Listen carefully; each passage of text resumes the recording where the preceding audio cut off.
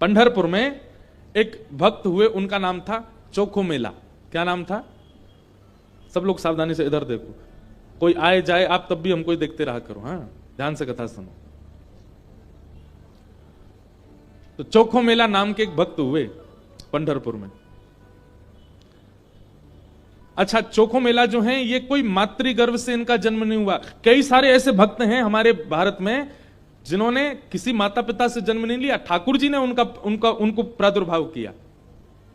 तो चोखो मेला जी जो थे, इनका जन्म कैसे हुआ? देखो, प्रेम की अवस्था सुनिएगा। इनके माता पिता वे एक ब्राह्मण थे। तो विप्र कुल के दो दंपति दोनों नित्य एकादशी पर श्री पंडरीनाथ भगवान का दर्शन करने जाते थे। एक दिन की बात पंडित जी के मन में आया कि हम श्री पंडरीनाथ भगवान का भोग लगाने के लिए कुछ आम ले चलें। तो आम लेकर के पंडित जी और उनकी घरवाली दोनों जब मंदिर जाने लगे, तो ठाकुर जी तो इतने प्रेमी हैं भक्तों के कि मंदिर तक आम लेकर के आए, तब तक ठाकुर जी से प्रतीक्षा नहीं हुई। भगवान एक ब्राह्मण का रूप धारण करके बाहर ही चले गए और बाहर जाकर के वो ब्राह्मण दंपति से कहने लगे, हमको बहुत जोर की भूख लगी है, हम बहुत दिन से भूखे हैं, आपके पास बहुत सारे आम हैं, इसमें से 2-3 हमको दे दो।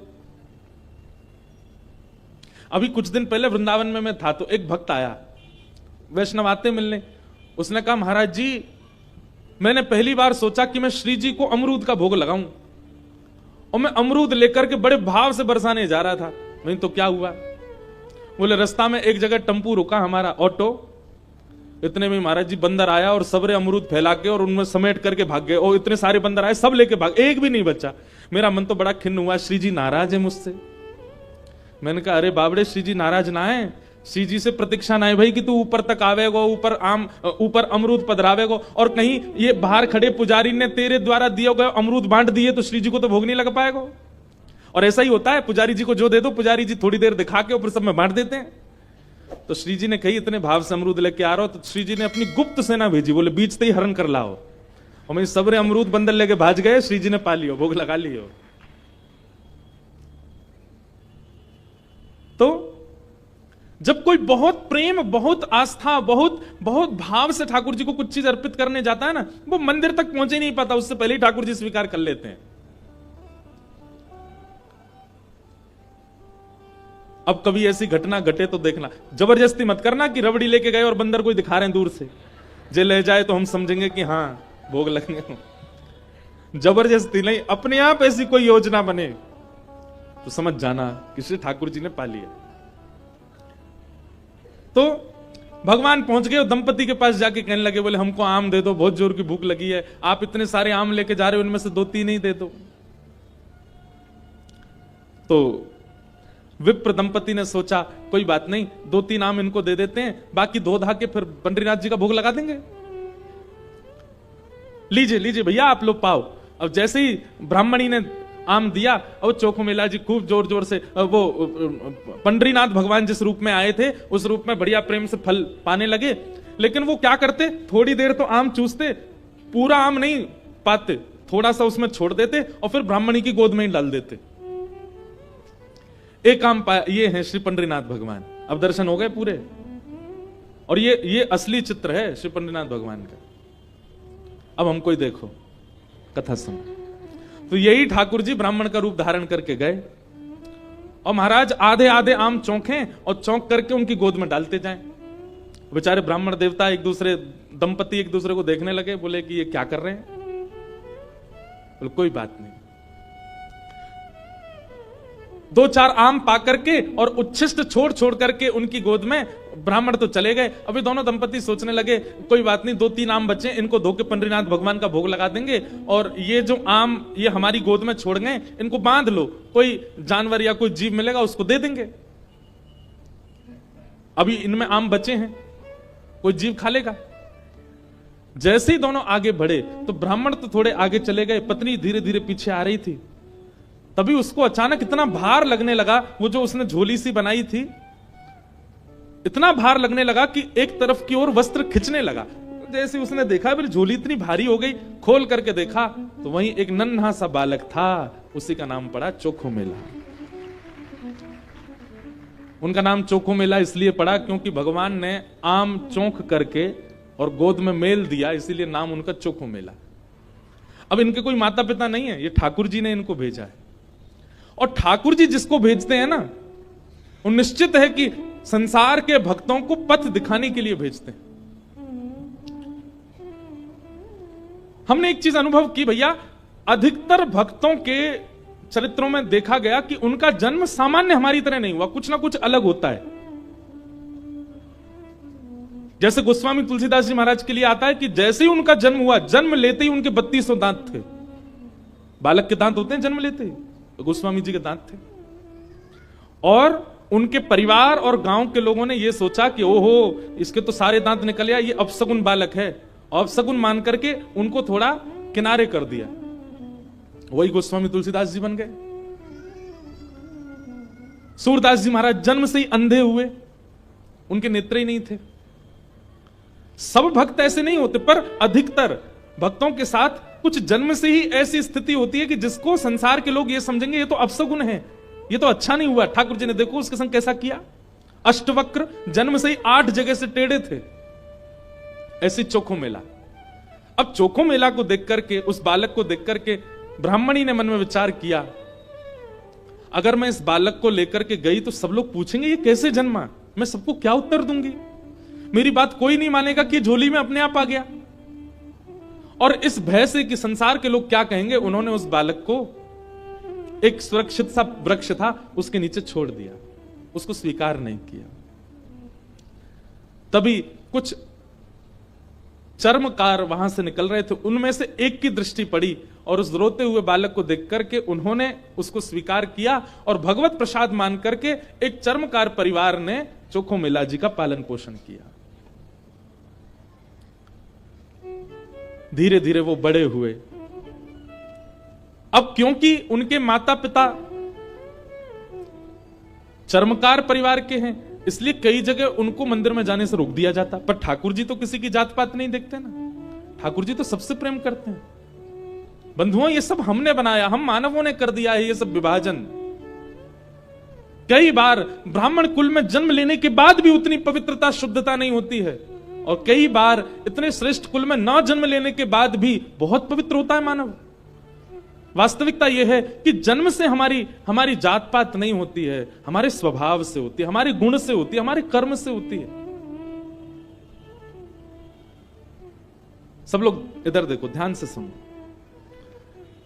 चोखो मेला जी अपने पिता के साथ में खेती बाड़ी करते थे।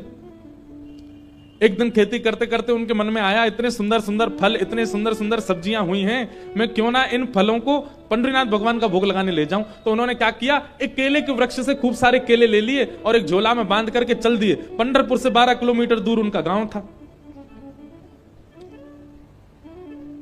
जैसे ही पहुंचे पंढरपुर, इतने आनंद में भर गए कि उन्होंने विचार ही नहीं किया। बहुत लोगों ने रोकने का प्रयास किया कि इनको मंदिर में ना घुसने दिया जाए, ये अधिकारी नहीं है, लेकिन वो तो इतने भाव में आ गए कि वो घुसते ही चले गए। और जैसे भीतर पहुंचे महाराज, लोगों ने घेर करके चोखो मेला जी को पीट दिया, बहुत मारा। उनके वस्त्र फाड़ दिए, सिर में चोट लगी, हाथ में चोट लगी, पैरों में चोट लगी, सब जगह इतना जख्म दे दिया।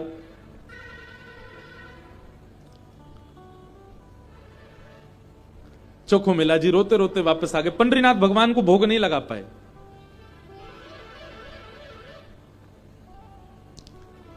शाम का समय चोखो मेला जी अपने सब घावों को, जहां जहां से रक्त निकल रहा था, साफ कर रहे थे और गुस्सा कर रहे थे। बोले अब नहीं आऊंगा आपके पास, बैठ गए हो, ईंट के ऊपर खड़े हो गए हो, इतने सारे अपने आगे जो है धर्मशास्त्र के मर्मज्ञ लगा दिए हैं, वे सब जात पात देख करके दर्शन कराते हैं।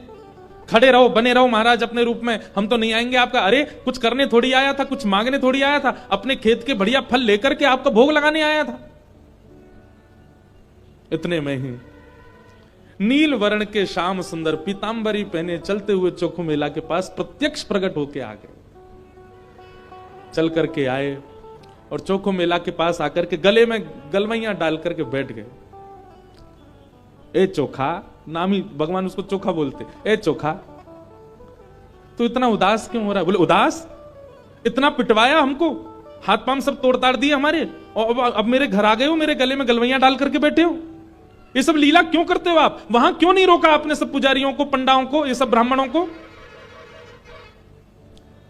ठाकुर जी बोले, देख चोखा, वे सब मुझे पूजते तो हैं, मेरी सेवा तो करते हैं, पर मुझको पाषाण मानते हैं, मुझको मूर्ति ही मानते हैं, और जो मुझे पाषाण मानता है ना, उनके लिए मैं पाषाण ही रहता हूं।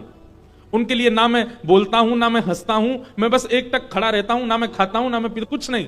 तू तो मुझे पाषाण नहीं मानता ना, तू तो मुझे साक्षात ठाकुर जी मानता है, इसीलिए तो अपने अपने अपने बगीचे के फल लेकर के मेरे पास आया। वहां बहुसंख्यक पाषाण मानने वाले लोग हैं, इसलिए मैं उनके सामने बोला नहीं। एकांत में जब तू आ गया तो मैं तेरे पास आ गया। चल चोखा, अब तू मुझे अपने अपने आंगन के फल खिला दे। अब देखिए, ना धर्म है, ना अर्थ है, ना काम है, ना मोक्ष है, केवल प्रेम है चोखो मेला के पास। अपने हाथों से सुंदर छिलका उतार उतार करके श्री पंडरीनाथ भगवान को अपने हाथ से खिला रहा है चोखो मेला, जिसके लिए कहीं ना कहीं हम लोग प्रतिबंधित कर देते हैं कि भगवान को सब नहीं छू सकते। वो खुद अपने घर में बैठा करके ठाकुर जी को खिला रहा है, और ठाकुर जी पा रहे हैं। भगवान ने 2-3 केला पाए, और 2-3 केला पाने के बाद में भगवान बोले, ए चोखा सुन, अब मत खिला, अब बाकी के जितने बच्चे हैं ये सब मेरी पीतांबरी में बांध दे। चोखा बोला, वहां जाकर के पाओगे, सारे मेरे सामने ही पा लीजिए ना, आप बांध करके क्यों ले जा रहे हो, यहीं प्रेम से पालो।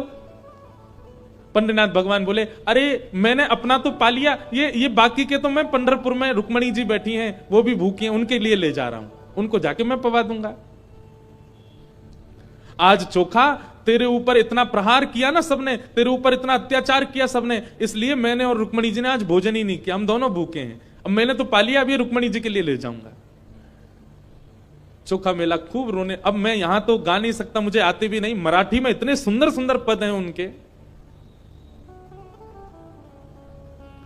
भगवान अपनी पीतांबरी में केले बांध करके पंढरपुर आ गए, और पंढरपुर में आकर के रुक्मणी जी को पवाया। प्रातः काल ब्रह्म मुहूर्त में जैसे ही कपाट खुले श्री पंडरीनाथ भगवान के, चारों ओर केले के छिलके पड़े हैं, और केले के छिलके देख करके सब पंडा पुजारी बोले हम तो कपाट बंद करके गए, ये केला के छिलका यहां कैसे पड़े हैं, ये कौन लेके आया। तभी एक उनमें से बोले कल वो आया था ना, एक चर्मकार का बालक, वही अपने संग बांध के लेके आया था इतने सारे केले, उसको सुबह तो हमने मारपीट के भगा दिया, निश्चित ही वो कहीं से रात में आ गया है, और रात में आकर के सब यहां खा करके गया है ठाकुर जी के आगे। उसका उद्देश्य तो गर्भगृह को बेकार करना ही था, इसलिए ये सब हुआ है, ये उसी ने किया है। और सब पंडा पुजारी नाराज हो गए, अपने हाथ में डंडा ले ले करके कमर कस के सब पहुंच गए चोखो मेला के घर, और वहां पहुंच करके घर से निकाल करके फिर पीटा उनको, फिर मारा। कितनी परीक्षा लेते हैं ठाकुर जी, हम तो नेकाद में घबरा जाते हैं। चोखो मेला घर में सो रहे थे, और घर में जाकर के वहां से घसीट करके उनको मारा सबने। बोले, अरे दुष्ट पापी, तुझको मंदिर में नहीं जाने दिया तो रात्रि तू गर्भगृह में घुस गया। चोखो मेला पिटते रहे, नेत्रों से आंसू बहाते रहे, जय हो पंडरीनाथ, कैसी लीला करते हो, सुबह पिटवाते हो, रात में आकर के खा जाते हो मेरे हाथ से। लेकिन अब की बार श्री पंडरीनाथ नाराज हो गए। पंडा पुजारी सब अपना काम करके चोखो मेला के साथ थोड़ी हाथापाई करके सब जैसे ही वापस आए, पंढरपुर में श्री पंडरीनाथ भगवान के मंदिर के मुख्य द्वार सारे अपने आप बंद हो गए, और भीतर से ठाकुर जी ने ताला लगा लिया, लॉक कर लिया, बंद हो गए ठाकुर जी मंदिर के अंदर। सबने अथक प्रयास कर लिया, लेकिन एक भी द्वार नहीं खुल पाया। पूरा दिन व्यतीत हो गया, बड़े बड़े कारीगर आ गए, लेकिन दरवाजा तोड़ भी नहीं पाए, खोल भी नहीं पाए। तब अंत में सबको लगा हमने कोई अपराध किया है। चारों ओर पंडा पुजारी और बड़े बड़े वेदज्ञ, बड़े बड़े मनीषी सब बैठ गए, हाथ जोड़ करके पंडरीनाथ भगवान की स्तुति गाने लगे। बोले, नाथ हमसे कोई अपराध हुआ तो आप हमें बताएं, दंड दे दें, लेकिन इस प्रकार नाराज होकर मत बैठो। तभी मंदिर के भीतर से भगवान ने रुग्ण स्वर में, रोते हुए स्वर में भगवान की आवाज आई। बोले, अरे तुम बनते हो बहुत बड़े विद्वान, बहुत बड़े मनीषी, बहुत बड़े ज्ञानी, बहुत बड़े जात पात के नियोजन करता, मेरे भक्त का अपमान करते हो, मेरे भक्त को मारते हो, मेरे भक्त के साथ दुराचार करते हो, नहीं देना मुझे किसी को दर्शन। और अब जब तक पृथ्वी है तब तक यह मंदिर बंद ही रहेगा, मैं भीतर ही रहूंगा। जो मेरे परम वैष्णव भक्त होंगे उनके लिए द्वार खुलेंगे, वो अंदर आएंगे, बाकी सब बाहर खड़े रहो। सब वैष्णवों ने प्रणाम करके कहा, नाथ ऐसे नाराज मत होइए, आप बताइए हमसे क्या अपराध हो गया है, उसका प्रायश्चित कैसे होगा, कृपा करके बताओ।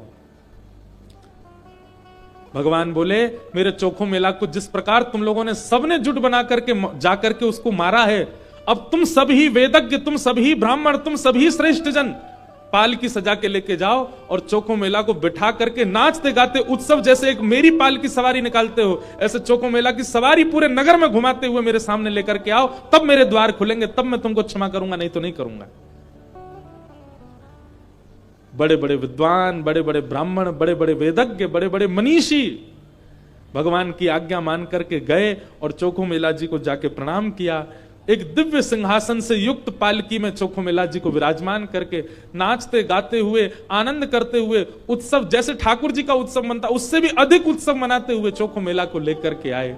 और जैसे ही पंडरीनाथ भगवान के सामने पालकी पहुंची, अपने आप मंदिर के सारे द्वार खुल गए और मानो आज लग रहा था कि भक्त भगवान का नहीं, भगवान भक्त का दर्शन कर रहे हैं, भगवान चोखो मेला का दर्शन कर रहे हैं।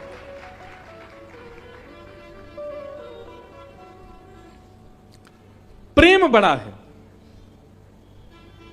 ज्ञान बड़ा नहीं। ज्ञान आवश्यक है, वैराग्य आवश्यक है, सब कुछ आवश्यक है, पर प्रेम प्रधान है।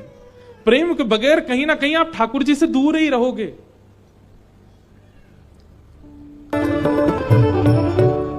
तो धर्म आवश्यक है, अर्थ आवश्यक है, कामनाएं काम आवश्यक है, मोक्ष भी आवश्यक है, परंतु प्रेम के आगे नहीं। प्रेम प्रधान है। या फिर ऐसा कह दें कि धर्म में, मोक्ष में, प्रेम में, धर्म में, मोक्ष में, काम में और अर्थ में त्रुटि हो सकती है, लेकिन प्रेम यदि प्रधान है तो वहां की त्रुटि नजरअंदाज कर दी जाती है। प्रेम प्रधान होना चाहिए। और भागवत की कथा वही सिखाती है, क्योंकि भागवत जी की रचना ही प्रेम के कारण हुई। श्री वेदव्यास जी महाराज ने भागवत की रचना करके अपने पुत्र सुखदेव जी को हिमालय में, जो कि निर्गुण निराकार ब्रह्म की उपासना कर रहे थे, उनको शिष्यों के द्वारा बुलवाया और संपूर्ण भागवत का ज्ञान प्रदान किया। फिर उन्हीं सुखदेव जी ने वही भागवत का ज्ञान परीक्षित को प्रदान किया। प्रश्न हुआ, ये परीक्षित कौन है? तब यहां से महाभारत का प्रसंग प्रारंभ हुआ कि यदा मृधे कौरव संजयाना वीरेस्वथो वीरगतिं गतेषु ब्रकोदरा विग्धगदा विमर्श भ्रगनो रुदंडे धृतराष्ट्रपुत्रे। महाभारत का प्रसंग। सब लोग सावधानी से सुनो, इधर देखो। थोड़ा महाभारत का प्रसंग है। महाभारत का युद्ध पांडव जीत चुके हैं और पांडवों के भीम ने दुर्योधन की जंघा तोड़ करके महाभारत का युद्ध अपने पक्ष में लिया है। जिस बात से हैरान दुर्योधन अब सोच रहा है कि मैं कैसे भी करके इनको मारूं। बंधु, एक पाप का एक सिम्टम सुनना चाहेंगे? हमारे अंदर पाप आया है तो एक लक्षण हमारे अंदर आएगा। क्या? हम किसी से ईर्ष्या करते हैं, द्वेष करते हैं, किसी के प्रति छल करते हैं, कपट करते हैं।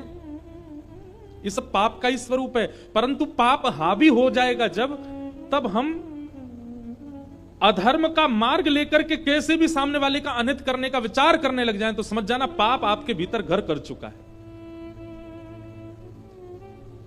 ठीक है, आपसे ज्यादा श्रेष्ठ कोई बन गया, ईर्ष्या हुई, इतना चलेगा, लेकिन आपने कुछ किया नहीं, अपने काम में लगे रहे। लेकिन जिस दिन ईर्ष्या के कारण आप उसका अनहित करने का मन बनाने लग जाओ, उसी दिन समझ जाना कि पाप आपके चित्त में भयंकर रूप से विद्यमान हो गया। ईर्ष्या हो रही है यहां तक ठीक है, पर ईर्ष्या के कारण आप उसका अनहित करने लग जाओ, और उसी की योजनाएं बनाने लग जाओ। ये पाप आपके चित्त में घर करके बैठा है, उसी का परिणाम है।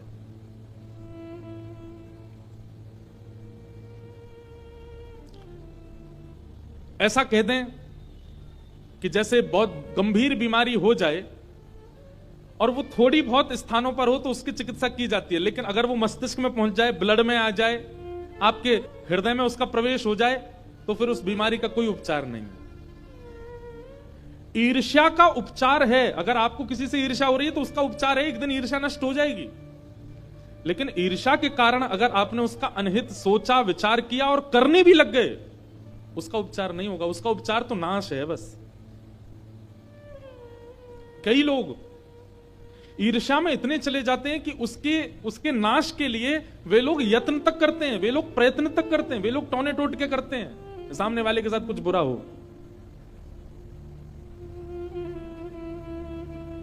अरे कहां तक कहें, मंदिर भी इसीलिए जाते हैं कि हमारा पड़ोसी आजकल बहुत चौड़ रहा है, बहुत बढ़िया कमा रहा है, खा रहा है, सब बढ़िया चल रहा है, उसके संग कुछ अनहित होना चाहिए, इसलिए मंदिर जा रहे हैं। समझ जाइए कि आपके ऊपर कलयुग का पाप का पूर्ण रूपेण प्रभाव हो चुका है, क्योंकि आप ईर्ष्या से ऊपर उठ करके अब उसका अनहित चाहते हैं।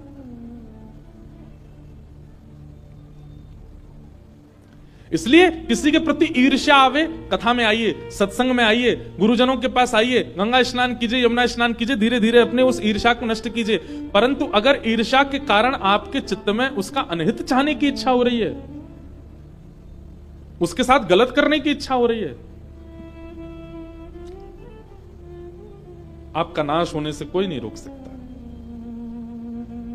और वही कर रहा है दुर्योधन। दुर्योधन युद्ध हार चुका है, अचेत अवस्था में पड़ा है रणभूमि में, लेकिन तब भी उसको ये पीड़ा नहीं है कि मैं मरने वाला हूं, अपनी मृत्यु सफल बना लूं। अरे मेरे कुछ क्षण बचे हैं, मैं इन क्षणों में कुछ अच्छा कर लूं, हरिनाम संकीर्तन कर लूं, भजन कर लूं, कुछ पुण्य कर लूं। नहीं, वो थोड़े क्षण जो उसके बचे हैं जीवन के, उनमें भी क्या सोच रहा है कि मैं क्या करूं कि पांडव भी मारे जाएं, मैं पांडवों से बदला लूं। पिक्चरों में कभी कभी दिखाया जाता है कि जब गुंडे के पिताजी मरने वाले होते हैं तो वो मरते मरते कह जाते हैं, मेरी मृत्यु का बदला तू ले लेना, और फिर वो मर जाते हैं।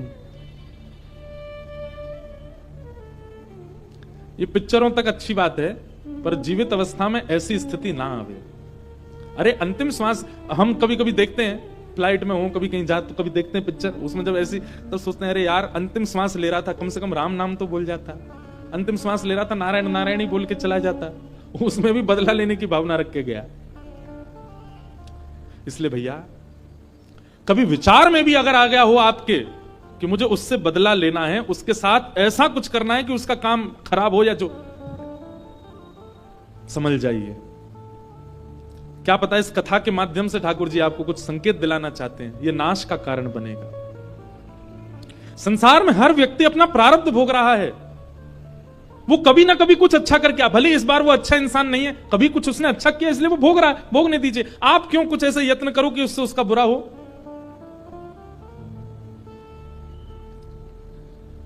दुर्योधन अचेत अवस्था में पड़ा है और उसी समय गुरुपुत्र अश्वत्थामा दिखाई देते हैं दुर्योधन को। दुर्योधन कहता है, अश्वत्थामा तुम्हें मेरा एक काम करना है। क्या? हम रणभूमि में तो पांडवों को नहीं मार पाए, पर अब हमें छल से उनको मारना होगा। हम महाभारत का युद्ध तो हार गए, पर हम यदि हस्तिनापुर की गद्दी पर नहीं बैठे तो ये पांडव भी नहीं बैठने चाहिए। अश्वत्थामा कहने लगा, क्या करना है बताओ। बोले, रणभूमि में तो नहीं मार पाए, सोते हुए इन योद्धाओं को इनके शिविर में जाके मार दो, सोते हुए मार दो। किसी को क्या पता चल रहा, हम भी मारे गए, वो भी मारे गए। हस्तिनापुर की गद्दी पर ना हम बैठेंगे ना वो, कम से कम चैन से मर तो पाएंगे। कितनी विषम स्थिति है कि व्यक्ति को किसी को पीड़ा देने में चैन मिलता है। ये पाप नहीं है तो क्या है, ये कलयुग का महाप्रभाव नहीं है तो क्या है। किसी को पीड़ा में देख करके आपको प्रसन्नता होने लग जाए, किसी को पीड़ा में देख करके आप खुश होते हो, ये महापाप है।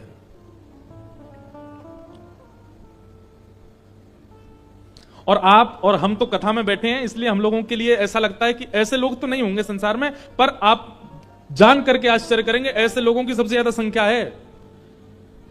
जो किसी के अनहित होने की खबर सुन करके घर में उत्सव मनाते हैं, बोले आज तो भैया पार्टी होएगी, क्यों? उसका बुरा हुआ इसलिए हम खुशी मना रहे हैं। ये पाप नहीं, महापाप है। किसी की मृत्यु की बात सुनकर के एक परिवार खुश हो रहा है, किसी के ऊपर कोई केस हो गया, जेल चला गया, कुछ गलत हो गया, उसके हाथ पांव टूट गए, कुछ हो गया, और एक परिवार प्रसन्न हो रहा है, ये महापाप नहीं है, ये महापाप है।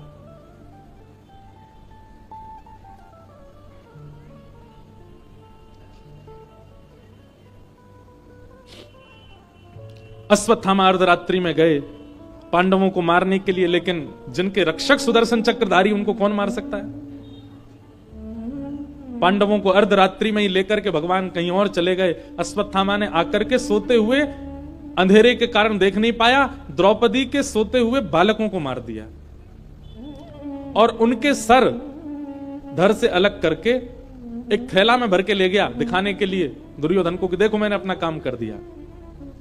दुर्योधन से जाकर के कहा, देखो दुर्योधन मैंने काम कर दिया, मैंने 500 पांडवों को मार दिया। दुर्योधन बोला, मुझे विश्वास नहीं होता। बोले इसीलिए मुझे पता था तुमको विश्वास नहीं होगा, मैं सर लेके आया उनके। दुर्योधन ने प्रकाश करके जैसे ही देखा, अरे मूर्ख, ये पांडव नहीं है, ये द्रौपदी के 5 पुत्र हैं, निर्दोष बालक।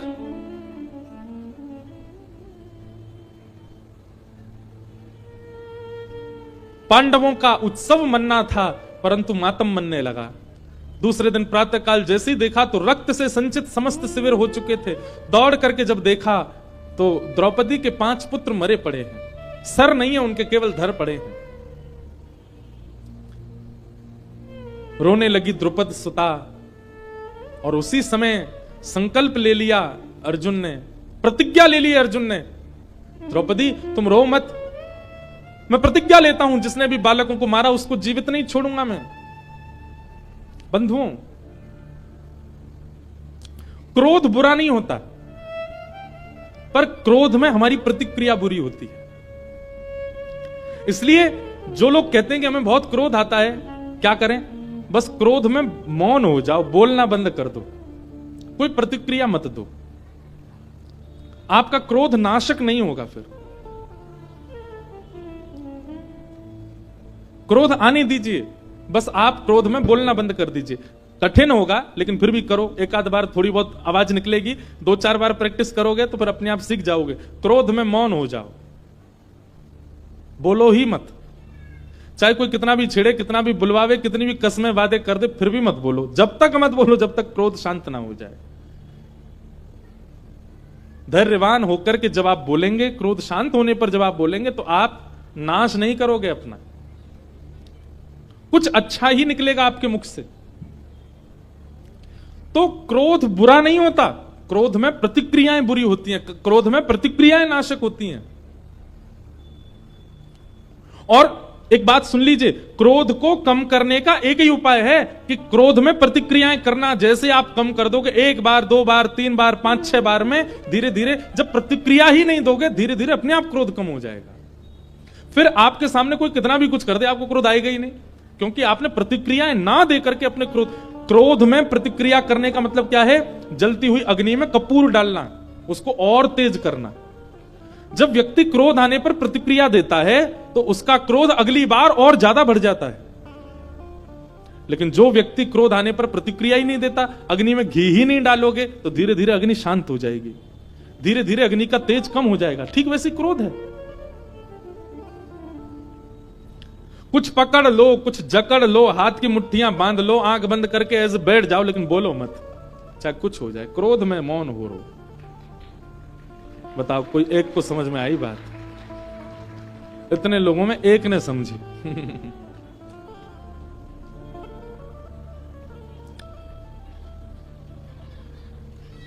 अर्जुन ने प्रतिज्ञा ले ली कि मैं इन बालकों के हत्यारे को जीवित नहीं छोड़ूंगा। भगवान बोल रहे हैं, अर्जुन क्रोध में कोई निर्णय मत लो। लेकिन क्रोधी व्यक्ति किसी की सुनता नहीं है। अर्जुन बोला, आप रहने दीजिए द्वारिकाधीश, अब तो पानी सर से ऊपर जा चुका है, हमारे निर्दोष बालकों को मार दिया। मैं प्रतिज्ञा लेता हूं कि मैं इन बालकों के हत्यारे को जीवित छोड़ूंगा नहीं। भगवान बोले, अर्जुन, क्षत्रिय यदि प्रतिज्ञा ले ले और उस प्रतिज्ञा को पूर्ण ना करे तो उसको 2000 वर्ष के लिए प्रेत बनना पड़ता है, नरक में जाना पड़ता है। अर्जुन बोला तो आप क्या समझ रहे हैं, मैं केवल बात बना रहा हूं। अरे मैं आपको वचन देके कहता हूं कि जिसने बालकों का हत्या की है उसको जीवित नहीं छोड़ूंगा। भगवान बोले देख लो। लेकिन क्रोधी व्यक्ति अपने आप को उस समय बहुत बलवान मान लेता है, वो सोचता है कि मैं कर ही दूंगा ये काम। भगवान ने 2 बार रोका लेकिन अर्जुन नहीं माना। मैं प्रतिज्ञा लेता हूं बालकों के हत्यारे को नहीं छोड़ूंगा। भगवान बोले ठीक है। अर्जुन निकल पड़े ढूंढने किसने मारा है बालकों को। तो कृतवर्मा, अश्वत्थामा, इस प्रकार 3 लोग बचे थे बस महाभारत युद्ध में कौरव पक्ष के। और तीनों की जब जांच करवाई तो अश्वत्थामा दोषी मिले। जैसे ही दोष लगा अश्वत्थामा भागा रथ में बैठ करके, अर्जुन उसके पीछे पीछे भागे।